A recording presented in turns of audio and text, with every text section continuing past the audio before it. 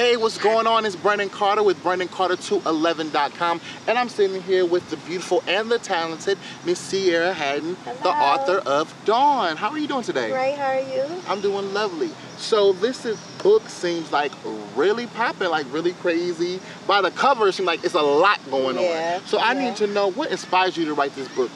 I have been writing this Dawn for a year now. I finished. It was just something that came to me, urban fiction, because I couldn't, years ago, I started writing about myself, and then I can't write about myself. It's just hard. So I decided just to twist it up a little bit and put a lot of my characters and a lot of me inside of my characters inside the book. So it's just something that I was just passionate, because I love writing. I love, something that it's a part of me. Like, I've been writing all my life, so that's what really made me really stay focused on writing.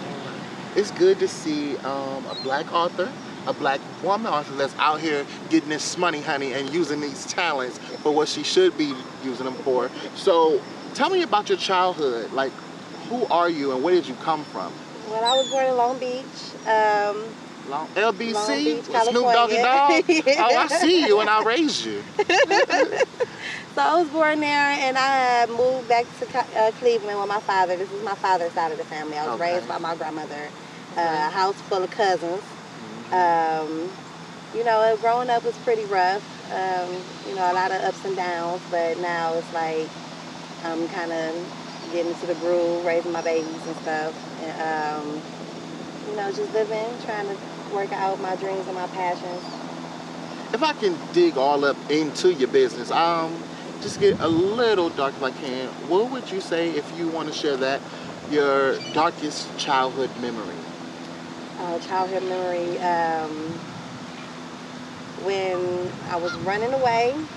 I was like 12 through 14, because of things that was going on in my household. I wrapped it up real quick, got my life back on track, and now I'm just trying to make it one day at a time. What would who you are now, yourself, say to your younger self at that 12-year-old stage when you wanted to run away and get away? What do you know differently now? I can't run away from my past. I gotta face them, and take every challenge, and just take it for what it is and move forward. So you say you are a mom. Yes. How many babies do you have? 3 boys, three sons. Boys. Yes. How old are they? My oldest will be 12, then I have a 9-year-old, and I have a 3-year-old. You got a 12-year-old? Yes, so you probably got a teenager? Yes. Whoa, okay. You don't look like you got no 12-year-old. Mommy's a MILF. Okay. You showing up to the football games, like, snatch hunting. Yes. Okay, no. I'm just playing. I'm getting out of here. So, tell me what it's like, raising 3 boys, 3 black boys at such a crucial time in America. What do you tell them about, all the things that's going on in the media? Like, how do you raise them? What do you try to instill in these young black boys? Not to be bullies. That's most important. Yes, not I want to stop bullies. you right there, because I feel like we raise our kids to protect themselves from bullies, but no one tries to stop kids from being bullies. Right. So thank you for that. Yes, that's exactly what I try to put in them, because my oldest is kind of big. So a lot of people probably be intimidated about him because of his weight and stuff, but he's a sweetie pie, and we go to Shaker schools, them kind of school systems. People would be bullied, you end up on the news with shots and stuff fired. So I don't want them to be a part of that type of environment. So I teach them to always be nice to people and other kids, and polite, and be respectful to the adults around them. So what got you into writing? My past, all the dark stuff that I've been through. It was therapeutic for you. I started off writing poetry. I used to write all the time. I actually got a few of them published when I was in middle school. Oh, okay. I was living in Maryland at the time. I was at the school where the sniper shot the boy. Oh, yeah, the black sniper? Yeah, DC sniper. So he was running around there. Like one of our first black serial killers. Yeah. If I can ask you, what was it like growing up in that time? Us walking to the stores or walking to any appointments and stuff. Me and my aunt used to just be jumping around, because you can't get targeted if you move. Yeah, it's nothing you can do about a sniper. Yeah. So But on my way to school, on a school bus, they was redirecting traffic, the school buses back away from the school because the little boy was shot in front of the school.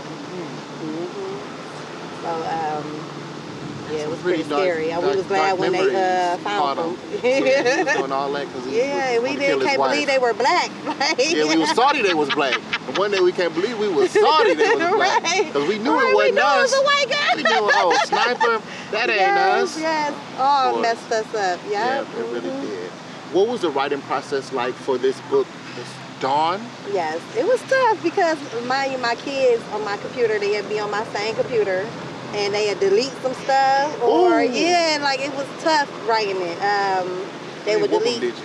Like sometimes I be wanting to wring their neck, but like, and then you can't get some thoughts back that you already had wrote on there. So once it that was thought tough. is out, yeah, there times where I just was like, forget it, or forget it, and then other times where I'm just like, okay, I'm gonna go ahead and finish this. I'm gonna go ahead and finish it. Sometimes, like I could write for 2 weeks straight, and then a month.